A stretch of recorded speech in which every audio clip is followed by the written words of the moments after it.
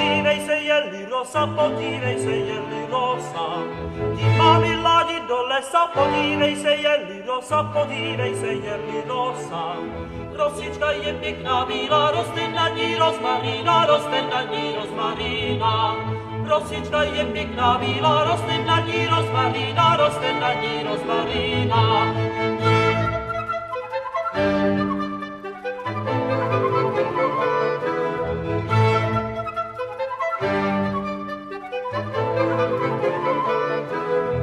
We're going to devote our energies to sports and gardening, all the cultural pursuits as far as they're concerned. In fact, we're going to put the goons to sleep. Meanwhile, we dig.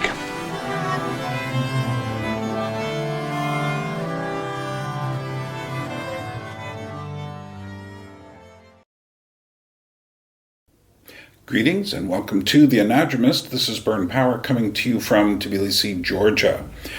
On a fine, cool, by my standards, autumn day, but by local standards at, 40 degrees Fahrenheit, deep winter. Actually, it's supposed to get up to 50 or 50 plus today, which is amazing. But anyway, greetings and welcome. I thought what we would do today is something a bit different and a bit usual at the same time. The usual part is I'll be discussing ideas, and the different part is I'm going to show you how I construct my ideas as well. And maybe this will be helpful to you on some level to understand your own ideas and how to assemble them, while at the same time showing you this interesting concept that I've been playing with.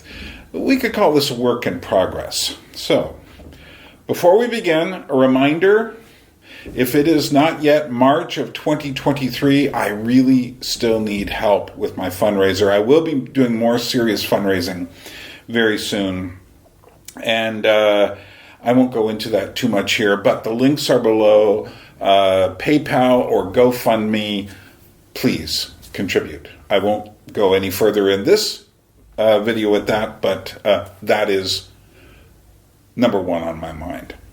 So let us now move into the ideas.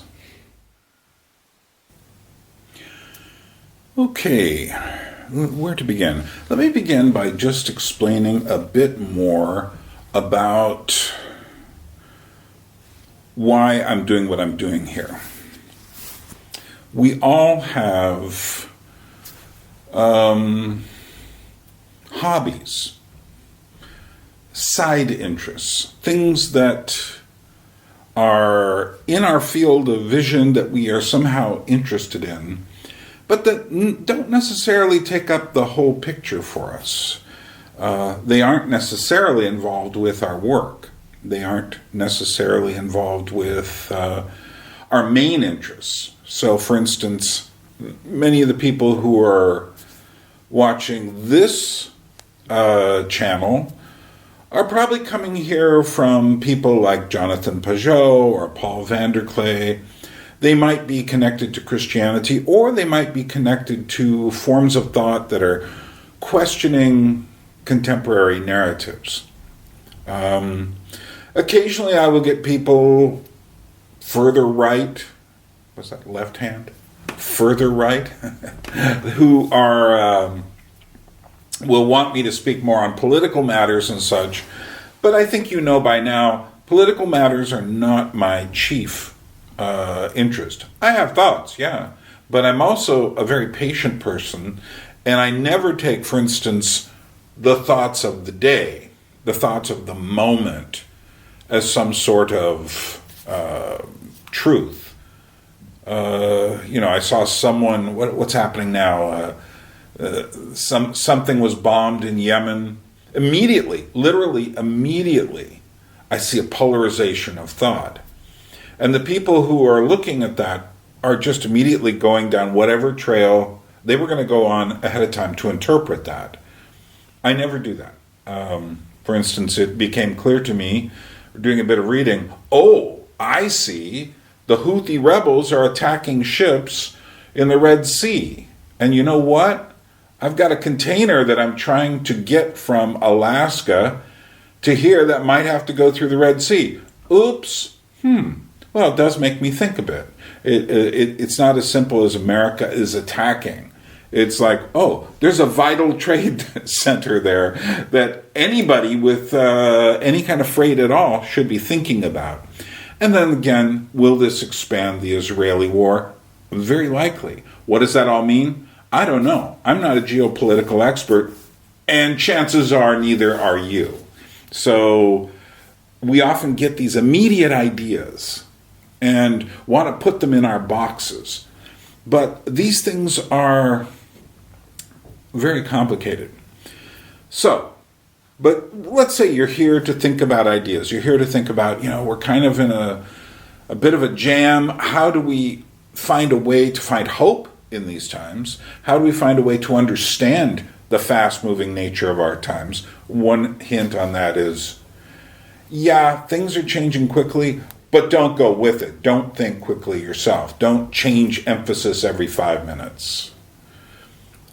So what I'm going to do here is show you, let's say you have a hobby like, I don't know, you like to make models of anything.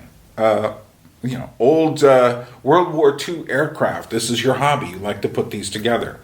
Or let's say you like to can make jewelry out of amber. I'm just picking things at random here. I didn't think about these at all. But, I've met people who like to do strange things. Or not strange things, just, things like this. Let's say you're really into plants and horticulture. You're into your garden. You're into your indoor plants. Let's say you like painting or art. Let's say you collect baseball cards. Strange hobby, but nevertheless, it's not so much strange as just talk about a micro focus on a subject.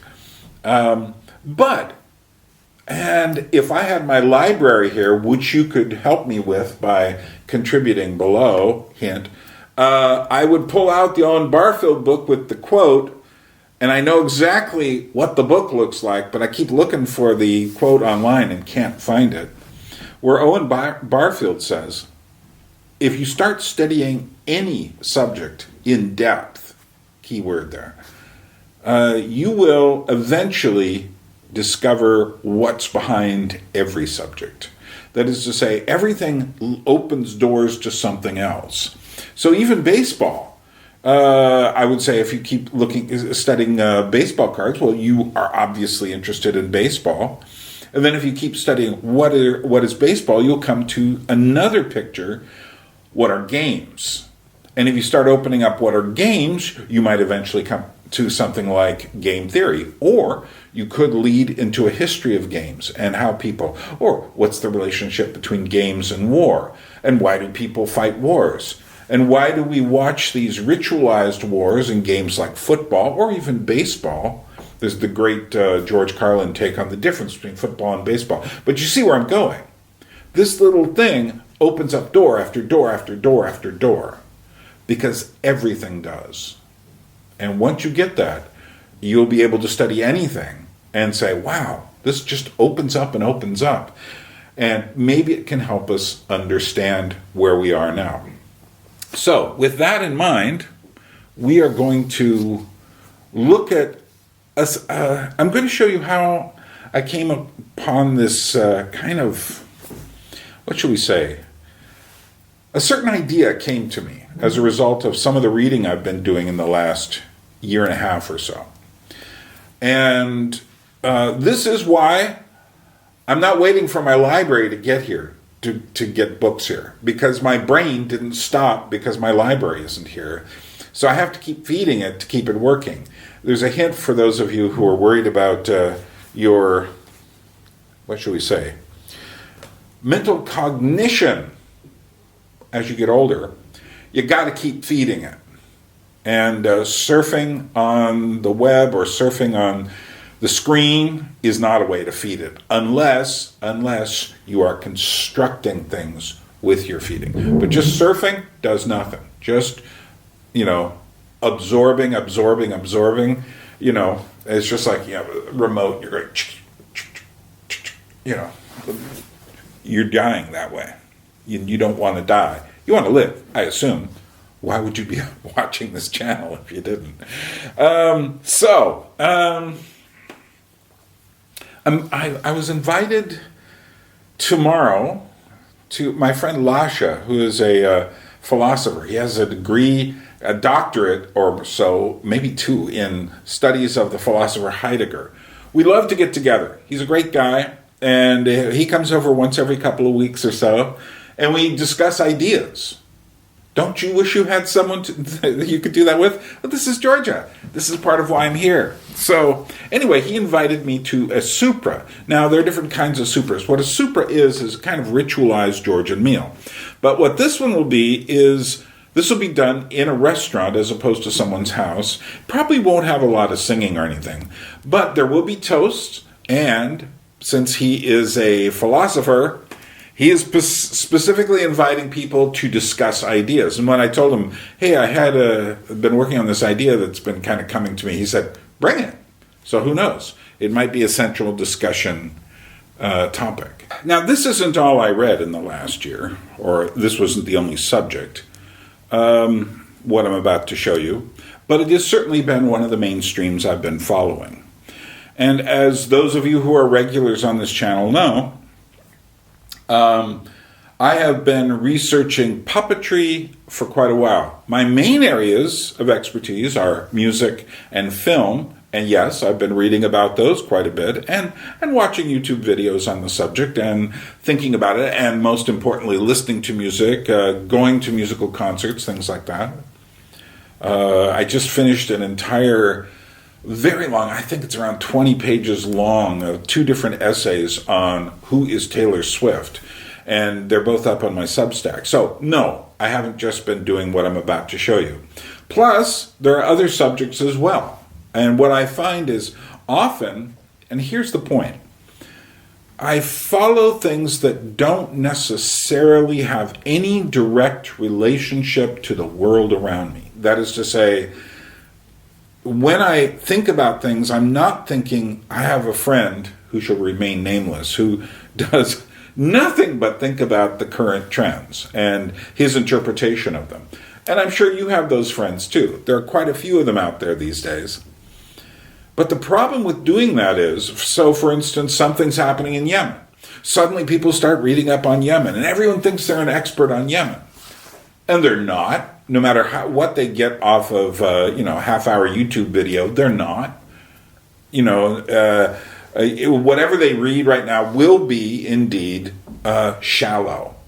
They will not have an understanding. Someone like a John Mearsheimer will make us comment and they'll go, yeah. And someone like Peter Zion will make a comment and they'll go, yeah. Not to say those people are bad. I would take each of them on their field of expertise, but knowing there are other opinions. But the point is, if you just follow what's happening now, you're going to be blinded and blindsided, because you know what? Tomorrow morning, something else is going to happen that takes you away. Who is ready for a pandemic? Well, actually, I had been reading about pandemic. I had been reading serious pandemic books back in the 90s. So ask me if I was at all shocked. No. I wasn't running out looking for reams of toilet paper. But then again, I live in Georgia, not the American Georgia. So, no, it was like completely on my field, my radar. But I did that research back, 20, 30 years ago. So, and what changed? Just the viruses and how they were created. I'm going to talk about some books. A few years ago, I found the International Encyclopedia of Dance. And it was... There's 6 of these volumes. You may have seen them in my How to Make a Library video, which I recommend doing as another non-hysterical sort of idea about knowledge, that you need to build knowledge. It doesn't simply come to you. You don't know anything the first time you don't hear a song the first time you hear it. You don't know a painting the first time you see it. You don't know a book if you've never read another book on the subject. you just simply, it takes time to build knowledge. So, I got this 6-volume set of an encyclopedia of dance. We'll just put this here. Now I'm going to show you books. I'm not going to tell you everything that I read in the books or anything like that. I'm not going to be doing a lot of reading from the books. I might have a few sections where I have some readings, but essentially I'm not going to. But why am I studying dance and ballet? Talk about something that seems to have nothing to do with anything. And yet I think it has everything to do with everything, for the same reason that, why do people dance? Why do people move their bodies? Why don't modern people dance socially anymore? I mean, yeah, there are clubs where you can go hear EDM and dance into the night on whatever kind of drugs or drinking or whatever. You can use it as this kind of thing, but it's all alienated. It isn't social dancing. It isn't the dancing that brings people together. It is the dancing of dark alienation in dark, crowded rooms. So I'm looking at dance. I started off thinking more about social dancing, then I moved into ballet. Different subject, but the point is, keep this in mind. Of course, I've talked quite a bit about puppetry. At some point, I suppose I should do a deep dive on why I started studying puppetry and what I got out of it progressively as time went on, why I built more and more of my ideas upon understanding puppetry. And there are videos over on my Gravity from Above channel. There's one about the origin of marionettes and another recent one on how to make a puppet theater, which I highly recommend. And of course on this channel there are a couple of puppetry videos as well. One on puppet history and another one on basically how puppetry can be like an antidote art for the virtuality and unreality, the fiction. That'll become an important word later today, of our times. Anyway, which leads me then to reading more about puppetry, which leads me to certain names. One of those names is Edward Gordon Craig. And Edward Gordon Craig, I actually knew about his mother before I knew about him. And his mother was Ellen Terry, who was the most important stage actress of the 19th century. And I have a vinyl record of a woman reminiscing about knowing her, an older woman about 1950, reminiscing about knowing Ellen Terry in the 19th century and her importance. Now, I listened to that much in the way I do many things. It's like, okay, I found this interesting. I collect spoken word records, so why not listen to someone talking about the English theater? Sounds interesting. And in fact, as I mentioned in my How to Start a Library video, many of the impetuses behind my collecting books and such, I mean, there's certainly more than one, but one of them was coming across this man in England who was studying the history of theater. I didn't ask him anything. If I'd known what I know now, I would not have left that man's house without like a 3-hour discussion. But anyway, E. Gordon Craig, or sometimes as he is known, Gordon Craig, is a very fascinating character. The son of this famous actress. People thought he might go into his mother's profession. He did not, except he did, but more on a theoretical level, and as a person who came up with new ideas for the theater.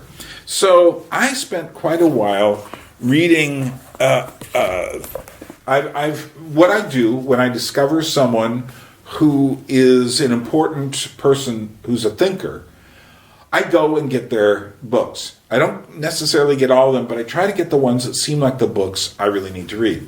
So I picked up, one of the early ones I picked up was this book called The Mask.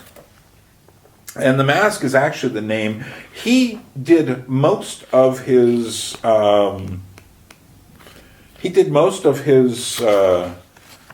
theorizing about theater in this magazine he made at the beginning of the 20th century.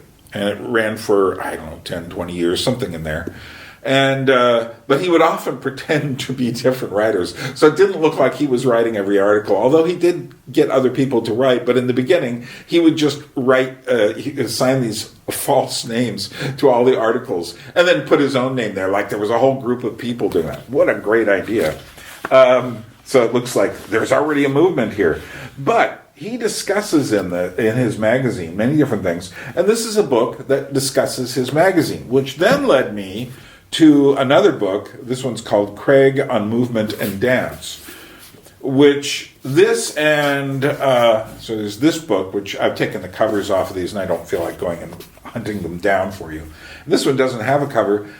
This one is one of his most important essays called The Art of Theater, together with an introduction by Edward Gordon Craig and a preface by R. Graham Robertson. But what's interesting about this is there's this company in India, there's a couple of them, that make books. They have the books, they photocopy them or they copy them with photographic means, and then they make leather-bound copies with pretty nice paper, and they send you the leather-bound copies. It takes about a month and a half to get them. But this is his Art of the Theater. And this is the most important one I found. And this is pretty easy to find, Craig on Movement and Dance. And what's nice about this book is that this has his most famous essays. And the most famous essay, and you will immediately understand why I, who am interested in puppetry, immediately connected with this, is the name of the essay is The Actor and the Uber Marionette. Uber could be translated like over, superior, above, marionette. And now when I read this, I immediately knew what his source was, because I've already read it. And I reread it in the last year on another book I should have brought out, Essays About Dolls by Kenneth Gross. And I've read I have another book that I've read in the last couple of years by him, just called Puppets. But this was his book, collecting essays on dolls. And one of the earliest ones was by Heinrich von Kleist, who was a romantic writer. Now, by the way, I'm going to make references to all sorts of things. You're going to be sitting there going like, who? What? I don't know any of these names. And that is my point. You don't know any of these names. And what I'm trying to tell you is there are other sources of information. I think it was Teddy from Israel who said to me, one of the things that struck him while watching me is that I wasn't referring to the same people that a lot of other people do. And what I'm showing you here today is essentially how I get ideas and how they aren't connected to other people. That is to say, I'm not watching the internet and saying, Jordan Peterson's mentioning Jung. I should read Jung. Why am I not? I already read Jung. I did that back in the aughts, that I've already been there in some cases, or in other cases, it's like, okay, Jordan Peterson mentions all these psychologists and such. I don't need to read them all. I'm listening to him. That's fine, because I've got other interests. He's an expert on that. Guess what? I kind of know this stuff. And this stuff may strike you as extremely obscure, but what I'm trying to show you is that sometimes very important ideas come from sources you had no idea. That book about plants, for instance, did you know that the great German writer Goethe, spelled Goethe in English, has very interesting books on plants, as does, and I just read this in the last year, Maurice Maeterlinck, who's a symbolist writer and playwright. Just to show you I'm just completely out of my mind here. But he's also got these other essays in here, The Artist of the Theater of the Future, Motion being the preface to the portfolio of etchings, A Note on Marionettes, And then he's got weird words. I don't know. Did he make this up? Animadversions on dancers. And then it goes on. Then he's got a whole section here on his thoughts on dance, and another section of his thoughts on ethnic dance, on modern dance.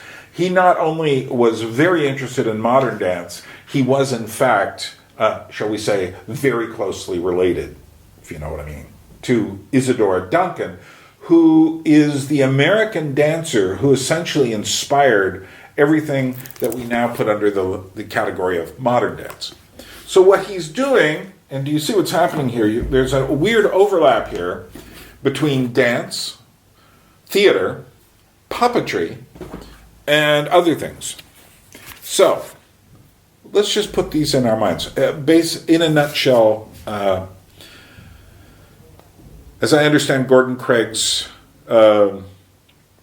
ideas about the actor or uber marionette, and he was reacting to the way Victorian actors presented them themselves on the stage. Often the actor was so central that people would just be coming to see the actor, and he wanted them to see the play, to be involved in the theatrical situation. And this late 19th century, early 20th century was a great time of change culturally, and nowhere more so than in the theater.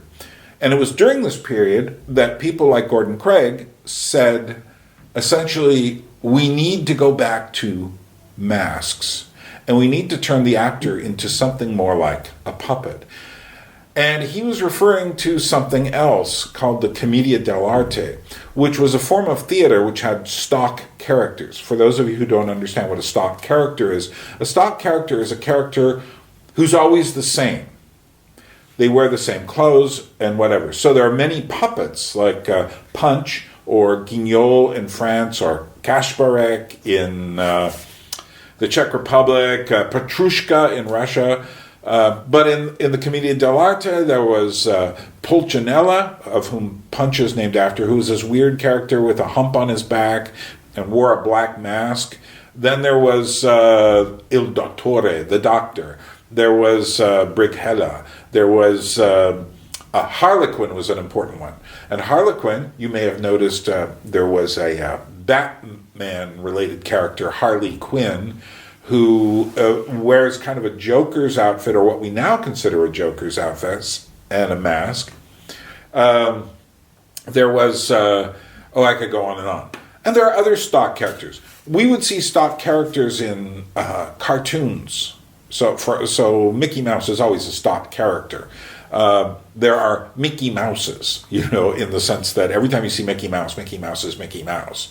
Or Bugs Bunny, or Donald Duck, or Daffy Duck, or Elmer Fudd. All these cartoon characters, Mighty Mouse, the Power Rangers, the Transformers. They're all stock characters. You expect them to be the same. They're not at all real characters. They're stock characters.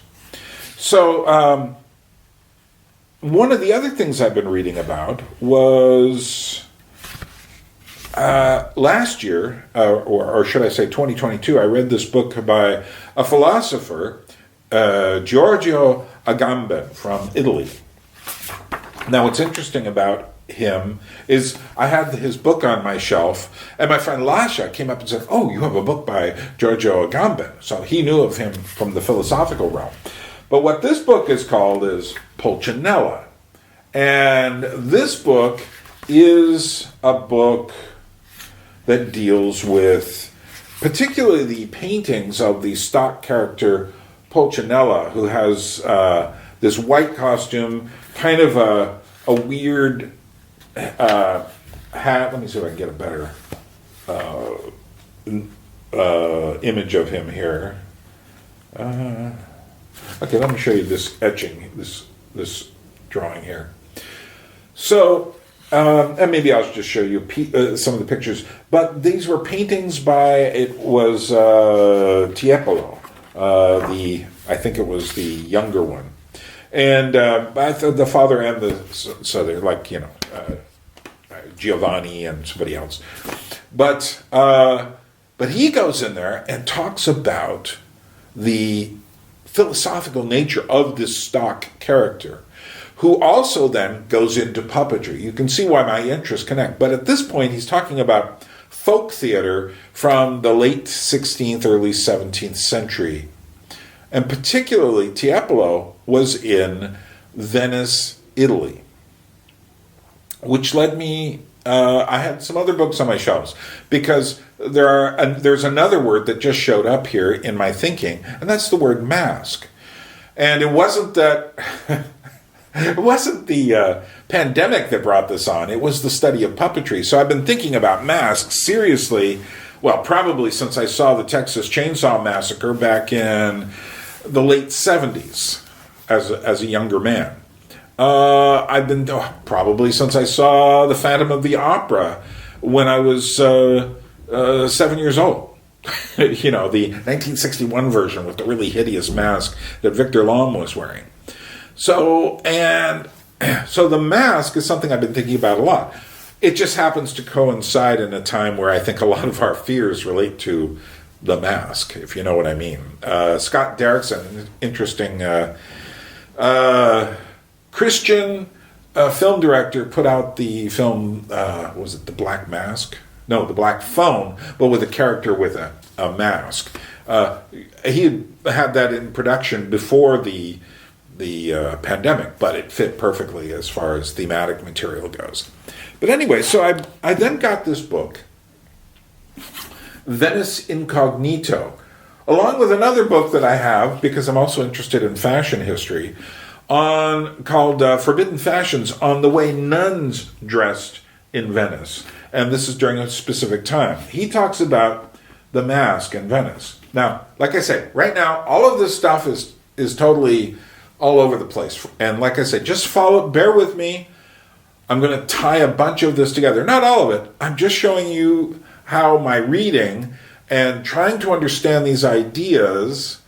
So, for instance, right now, I can tell you instantly if I read somebody talking about masks or puppets or automata, which we'll discuss in a moment, I can tell immediately, as soon as I hear someone talking, whether they know what they're talking about, because I know my subject well enough. And that's an important thing. You should have something you know well, whatever it is, something you know well, whether it's baking or gardening or house cleaning or house decorating or design, architecture, whether it's types of wood or just colors of paint. You should have something you know well. And so I happen to know this kind of stuff pretty well. So I read this book, Venice Incognito. And the interesting thing about Venice Incognito is it's basically a discussion of the history of masks, these carnival masks that you see in Venice. And here's what's really fascinating. I think the average tourist probably thinks something like this. Oh yeah, in Venice they have those funny masks. Maybe like they had in that movie Amadeus, if they saw that, or maybe they saw them in Eyes Wide Shut, Stanley Kubrick. And yeah, I guess they always wore those around carnival time in Venice. And that's been going on for years. And as soon as someone would say something like that, this kind of impressional view of knowledge, they immediately would tell me, you don't know anything about what you're talking about. And in fact, this is a subject very few people know what they're talking about. So, what's going on with the masks in Venice? Well, what's going on is, did you know up until about 1978, from the late 18th century, when Napoleon came into Venice, until about 1978, people didn't wear these masks in Venice because they had been made illegal by Napoleon, and they were considered to be too problematic. A lot of people have the idea that, they saw Eyes Wide Shut. The masks are there because you want to engage in weird sexual stuff. Maybe a few people, but no, that wasn't the reason for the masks. Did you know, and these are some of the things I learned in this book, did you know that people in Venice in the, say, 15th, 16th, 17th centuries, 18th century, we'll say the last three, 16th, 17th, 18th century, wore their carnival masks about half of the year, which is a mind-blowing statistic when you think about it. And I think it's just fascinating. And why do people today think of masks as creepy? Which reminds me, Byron, you got to finish the Creepy and the Cute series. Cute and Creepy series. I know. I'll get there. But you see what I'm doing is I'm doing all this work on the subject, trying to understand dolls and masks for you.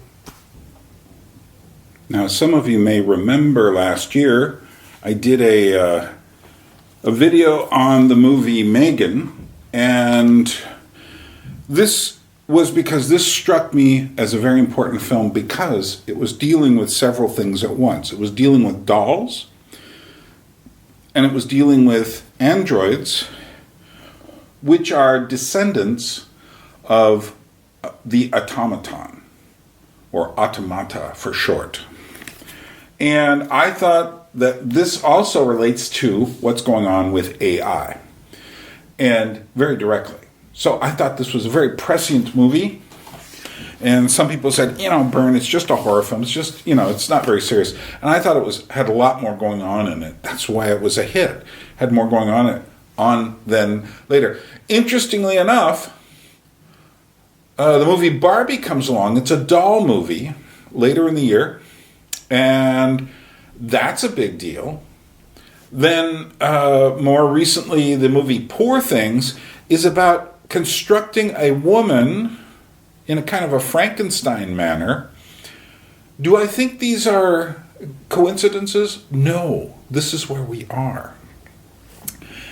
And so I've been researching dolls. One of the things I've done, besides reading books on dolls, of which I have plenty of, and I'm not going to drag all those out, but I watched this silent film called The Doll. Now, The Doll is an interesting film by Ernst Lubitsch, who was one of the great, originally German, Jewish, but then he had to leave because of you-know-who coming into power. And so he ended up in America. And although that wasn't exactly the reason he came to America, but it certainly helped him. Or maybe it was. Anyway, he left Germany, came to America, and then produced comedies in America. And he was known. This isn't a horror film. This is just a film. And I watched the film, and what it's about, this was actually made in 1919. That's how long he was working in the film business. A silent film, very silent, except all silent films are supposed to have music.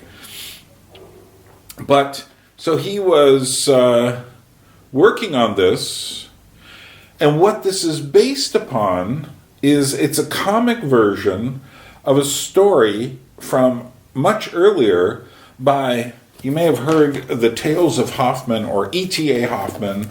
And the first story in his tales, which after I watched this, I realized I've been doing also a study, apropos of nothing, on fairy tales. Because I want to get these more foundational type stories in my gut. I want to understand and live with them. And I did a video on the importance of fairy tales before. But this, so I picked up his tales, which are kind of like extended fairy tales, but, much more of a treatment from a German romantic lens. But what's interesting about this story is, oh my, this is dark. And it's all about for instance, and the name of the story is The Sandman. And the Sandman is the guy who comes and rubs sand in your sleep in certain folk tales in order to cause you to sleep. You get like when you wake up, you have that little gritty stuff. And in Germanic folklore, they called that sand. And so the Sandman had come and caused you to sleep. Well, the Sandman in here is this really dark character, Coppelius. And he ends up inventing a doll, but really an automaton. And this story comes from that milieu of the late 18th century, when automata were quite the thing. And so during this period, you have people like Pierre-Jacques Droz. Like I said, some of these names are going to just slide over you. Trust me, there's a character with this name who has a museum in Neuchâtel in Switzerland, who made people like him, and later, who was it? Robert Houdin, who was quite an important magician in France in the 19th century, made these incredible automata. The automaton, but in here he makes one that can convince someone that they are a real person. And it's all about a man falling in love with an automaton, which suddenly brings this to mind and brings AI to mind, don't it? Suddenly, do you see where I'm getting here? There is a place where the automaton, the puppet, the doll, the mask, because these creatures are actually masked. There's a way in which you don't read their emotions. The android and the AI and the computer all come together. Because I'll tell you a truth here. If you understand the automaton, and you look at the back of them, they have what's called a barrel and pin mechanism, which is this little rotating thing, the barrel, and a pin reads it, and so you wind it up, and it reads it, and it has all these little instructions. And for instance, it's like a clock, and it hits a certain point, and the bell will ring, or it hits a certain point, and movements are made. And yes, these are the origins of the computer as well. So, do you see? This isn't just like some Burns weird little fixation on homunculi, you know. Okay, so, and then, back to the to dance. Guess what? One of the most famous dances is called Coppelia. Does the name sound familiar? And it's about the same story from. It's the same story from. It's the dance. The dancer, the automaton from Hoffman. And then the Tales of Hoffman were made in the late 1940s, early 1950s by Michael Powell. It was a fascinating director, directed The Red Shoes, which is the ballet movie. And guess what? Guess what's on my shelf back here? The Tales of Hoffman, and I'd already watched it. So I'd already bought The Tales of Hoffman. I hadn't read it yet, but I immediately went back and read that. Suddenly I'm putting it all together. And by the way, the dance sequence from the Tales of Hoffman, the Coppelia section in that movie, just incredible. And again, filled with all these overtones of the real and the non-real. And maybe I'll show you a moment of it here. What do you say? You interested? Let's do it.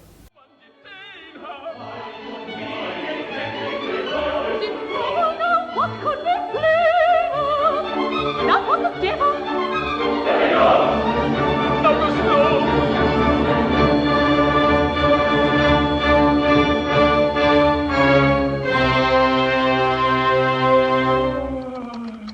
That's right.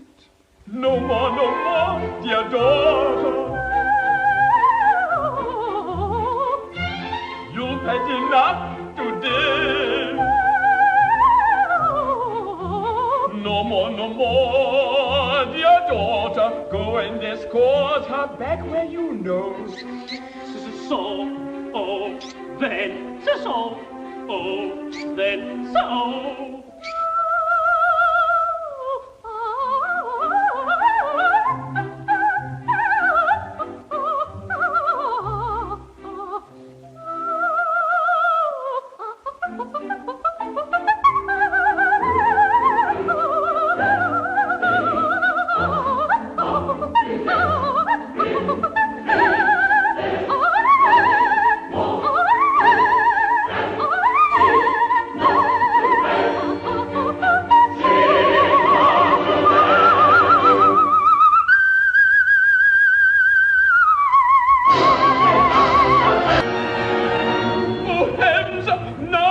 He has crashed! He's crashed! Ha ha ha ha! Yes, he is smashed! Right!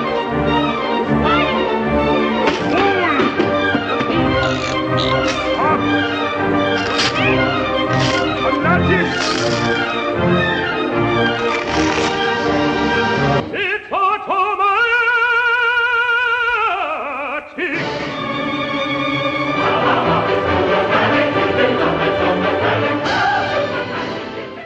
So there you are, Tales of Hoffman.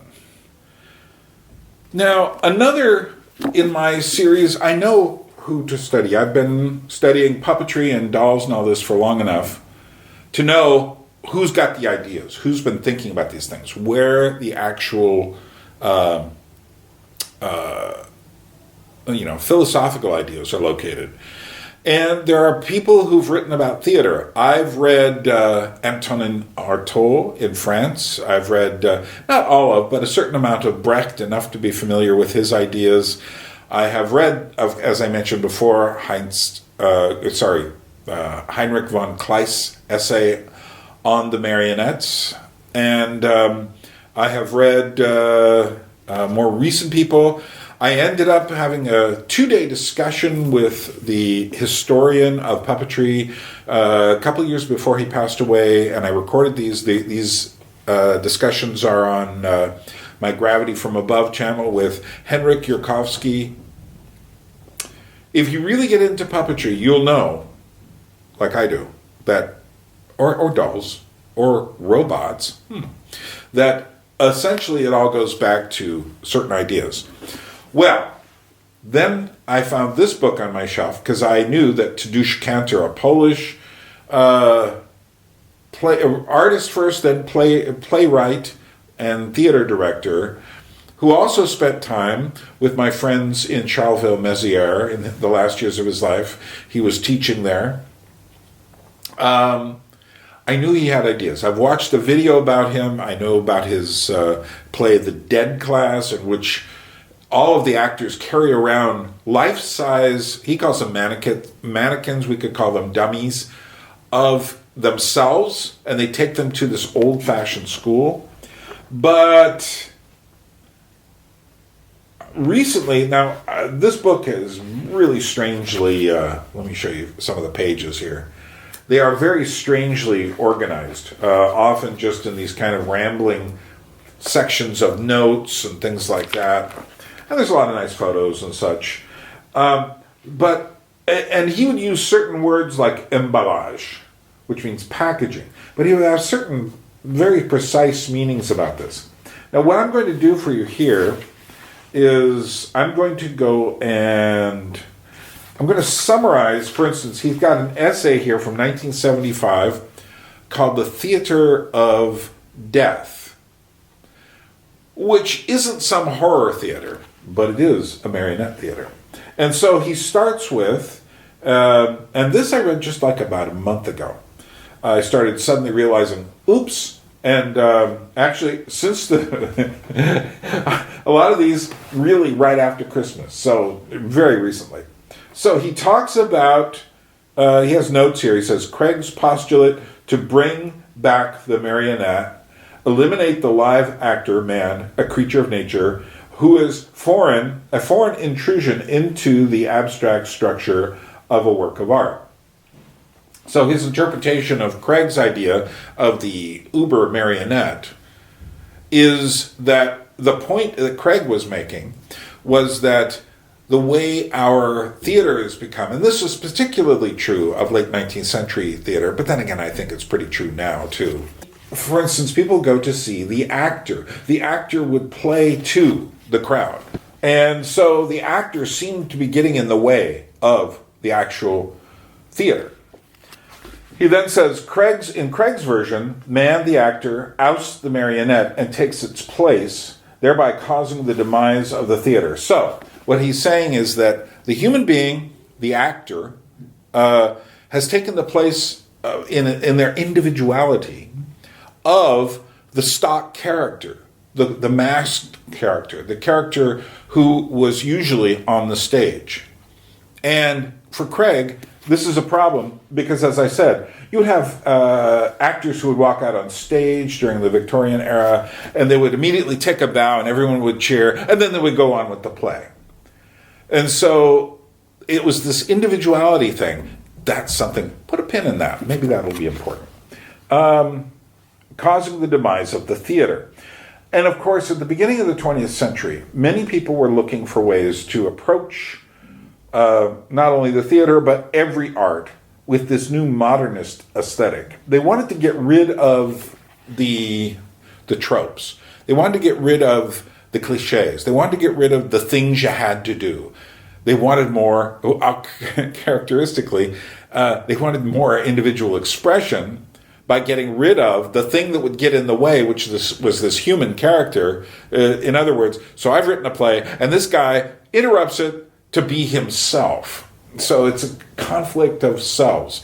Very, very fascinating. Anyway, he then says, from the romantic mysticism of mannequins, and mannequins or puppets or dolls can all be used interchangeably in his word, and the artificial creations of man in the 19th century to the rationalism of 20th century man and abstract thought. So now what he's saying is, so we got rid of the actor, in a sense. In modernism, there was a type of play in Russia, or type of artistic movement in Russia called constructivism, which was more, in a sense, following Gordon Craig's ideas, but not actually getting at the heart of them. And so, of course, there are all these debates about what they mean. So what happens is that the mechanisms start to take over. And you can see this in all the fields of art, that people became so interested in getting rid of, for instance, in stories, in art, getting rid of the narrative qualities, getting rid of the story element, and replacing it just with the thing itself. And he talks about in Dadaism. Now, Dadaism is an art movement that was kind of an anti-art movement. So the most famous piece from the Dada world was when Marcel Duchamp took a urinal, turned it upside down, and then signed it R. Mutt, M-U-T-T. And that was Marcel Duchamp's most famous work. Now, he actually could paint. His nude descending a staircase is quite an interesting piece, kind of a late Cubist kind of work. But he says, so Dadaism does something, introducing ready-made reality. What is an upside-down urinal if not ready-made reality? And Hans Rickmacher, if you remember, if you've listened to any of those Rickmacher lectures that I've put on here, have you? Have you listened to those Rickmacher lectures? You need to go do that. Says, the thing about that upside-down urinal is that it's either completely realistic, because it is actually an upside-down urinal, or it's completely abstract, because it's essentially just a thought. It's like anything can be art, thought. But what it is it isn't a story. It isn't anything in between. And so he says, Dadaism introduces ready-made elements of life, destroys the concepts of homogeneity and cohesion in a work of art as postulated by symbolism, Art Nouveau, and Craig. So Craig was very interested in the stories. He was very interested in not the individual character taking over the story, but the characters within the story. He was very interested in, now symbolism was this period in which things could have gone any number of ways. It was this reaction to realism, because realism was being seen by these people as not being real. It was more materialism. So the great works by Émile Zola, or the kind of photography that just shows you a city street. You know, that's realism. But is that realism? Is reality what we see with our eyes? These are the big concepts. And symbolism said no. Art Nouveau said, yeah, and we need a world which has ornamentation. It was one of the last movements to stress ornamentation, a very serious concept. And then, now what I'm doing is I'm reading just the highlights of these segments from his Tadeusz Kantor's Theater of Death essay. And he says, from the ready-made reality of the happening, which he himself was involved with, and so Tadeusz Kantor and many other people had these happenings in the 60s and 70s. I think they started in the 50s, where essentially you'd walk in and there would be things happening. You'd walk in and be roving around. Maybe there was a dance, but maybe there was also lights. Maybe someone had built a puppet show in the back, but it was a happening. Some theater exhibitions are kind of like this now, although in a very commercialized form. But he says, but then it goes from this ready-made reality, which the happening was part of this Dada and situationist concept, into the dematerialization of the elements of a work of art. In other words, conceptual art. Dematerialization ought to set off alarm bells for you right now, because that's what's going on with everybody. We are all being dematerialized as we stare into our screens, so that I would say we no longer understand the material reality or objects. And Kantor was absolutely fascinated by objects. And here is where it all starts to come together. This is what makes puppetry, dolls, and the rest of it so important. They're all objects. And thus they stand in opposition to this dematerialized utopian and ultimately totalitarian dream in which we are all taking part in. And so in the next heading he says, the rejection of the orthodoxy of conceptualism. So he rejects. Now, conceptual art was like this. I'm thinking of making something with honey. So I'm going to build honey. In fact, I'm not going to build it. I'm going to have the bees build it, and we're going to make an entrance to the outside world and have them build it. I've actually seen this work in New York, where the bees build a work of art. But in fact, we don't even have to do that. That's conceptual, just coming up with that idea. But here's the ultimate conceptual art. We're just going to write on the side of a wall, bees building a work of art. And that's the ultimate conceptual art, just having thought of the idea, coming up with the concept. And yes, read Tom Wolfe's The Painted Word, if you want to follow that line of thinking out. And he goes, so he rejects the orthodoxy of conceptualism and the official avant-garde of the masses. And I am pretty sure that Tadeusz Kantor, who unfortunately died in 1990, and was very familiar in Poland, grew up in Poland, went through World War II, saw just the devastation of life, which is why this is called the Theater of Death, for those of you who are all too precious to think about death. He saw it. He was familiar on a practical level with what was happening in Auschwitz.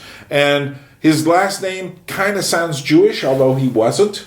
So you start to get a serious picture here. And then he says, but then the official avant-garde eventually, and I think he saw the postmodern irony of the avant-garde coming.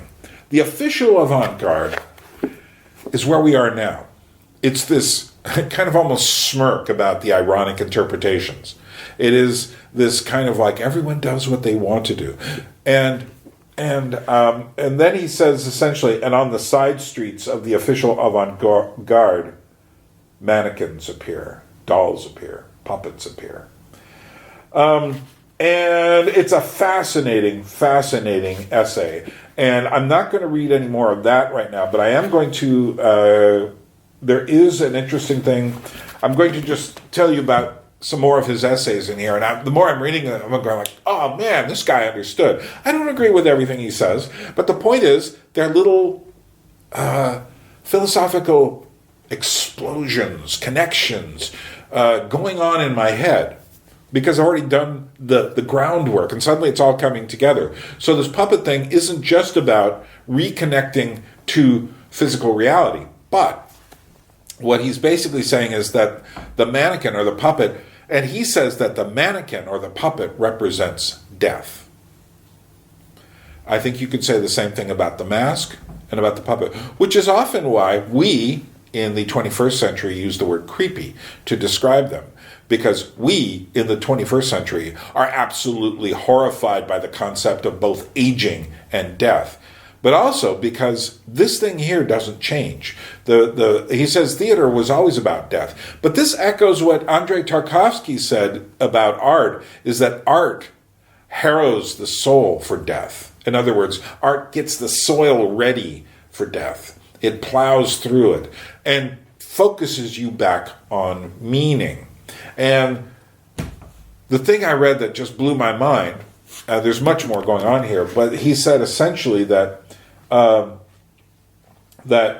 these here's another essay here called what is it? The New Theatrical Space, and in it he talks about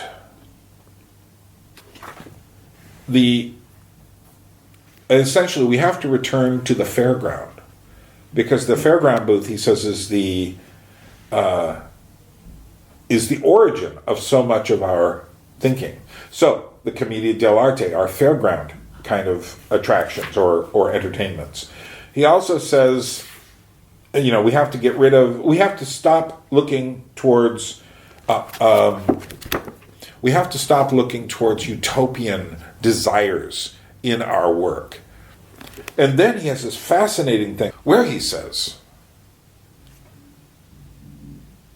so what the modern artists wanted to do was to get rid of the tropes, the hypocrisies, the conventions of the past. And then they wanted to essentially eliminate the stage. In one place, someone said it was the moat between the castle of the theater stage and the auditorium, the audience. And so to remove that place, which is kind of what the happening was like as well, so that there is no difference between the fictional stage and the reality of daily life. And so he talks about it in this essay called The New Theatrical Space. So in contemporary art, this space is eliminated in the theater, or that this was the dream. But then he says an interesting thing happened. They wanted to get rid of the fiction. They wanted to discuss the reality. And I think one thing you can say about all modernism, with a capital M, is they were trying to get down to the nitty-gritty of what made up, on an atomistic level, what made up reality. So in painting, it was just the paint on the canvas after a while, but then it was just the thought. But in science, it was just further and further reductions into specific small particles. And what he says is what we did by eliminating the moat between the audience and the stage. He says at one point, the moat is like that which keeps the people in the zoo from having to deal with the monkeys or the lions on the other side of the moat and the wall.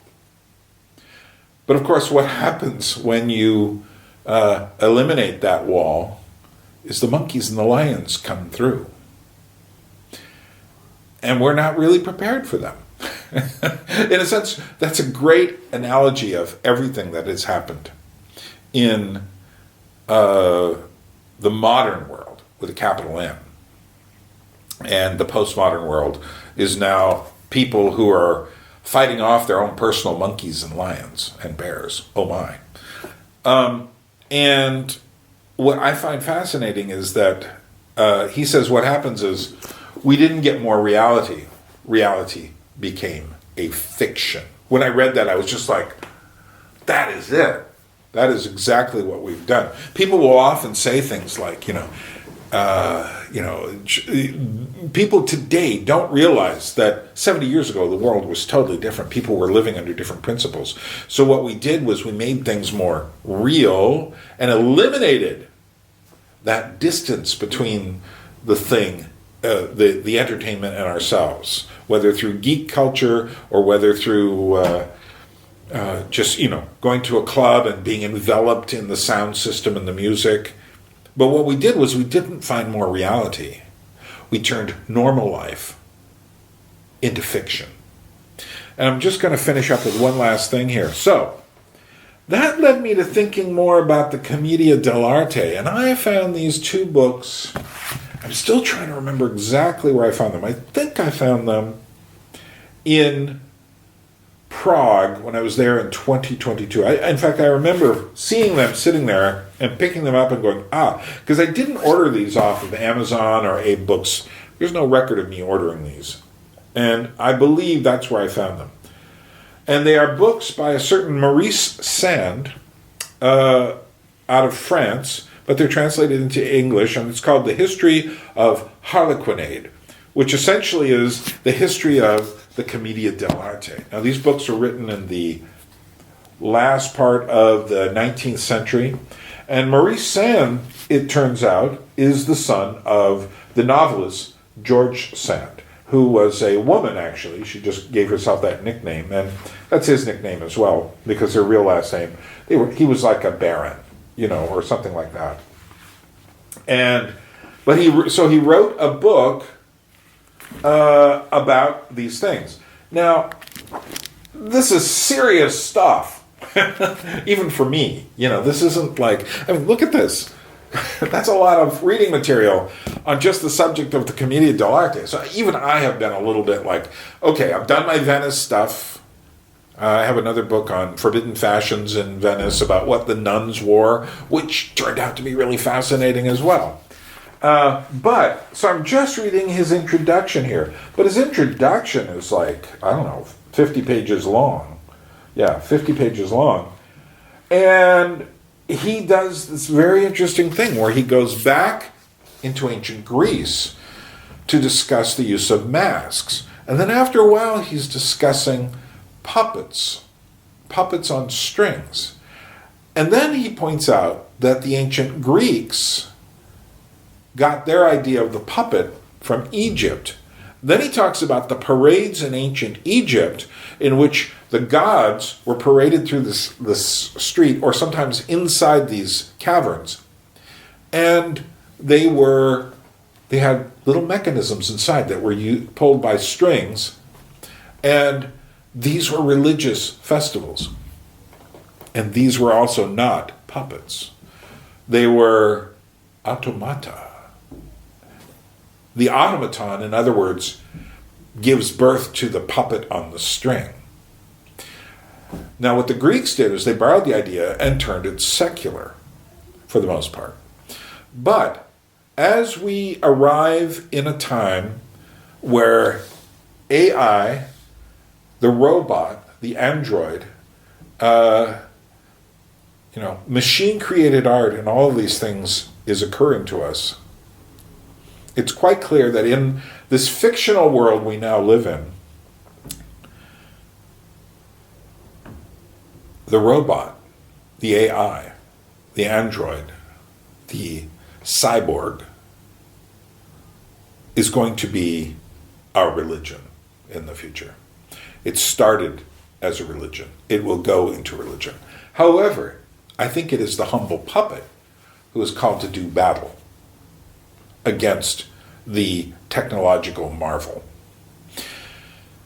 And these are just some thoughts I've had running around in my head. Yeah, it's kind of a weird head to run around in. So I'm not going to go on any much further here. We'll let it rest right there. So there you are. A little bit of my thought processes on something I consider to be pretty important, and how I came up with these things just through poking around and how I poke around. And I hope that was of some value to you. You must have things in your own life, hobbies, interests. And again, I'm not talking about your main field of research or concern. Your how do I live questions, your philosophy, your theology, your study of the Bible, your study of the world around you and sociological ideas, your you're grasping with things. But I'm talking about those other things you do that don't necessarily fit under some sort of normal box, whether it's gardening or how to make furniture or your interest in films or any number of things, doll making, whatever. There is always more to these things than you think. And often these other things, like working in a garden and thinking about weeds or pests are very fruitful forms of thought, just as much as anything I've done here. None of which comes from my simple intellectual interest. Much of this comes from more my working with puppets and thinking about what puppets are, which could be considered intellectual, but for me it's much more. Anyway, from Tbilisi, Georgia, this is Bern reminding you, if you appreciate this channel, do help spread it. It's a small channel. It needs love. Do what you can. And subscribe if you want. Give it a like. Cheer it up. From Tbilisi, Georgia, this is Bern saying, Nachwamdis and Droabit. We will meet again. A people without history is not redeemed from time. For history is a pattern of timeless moments.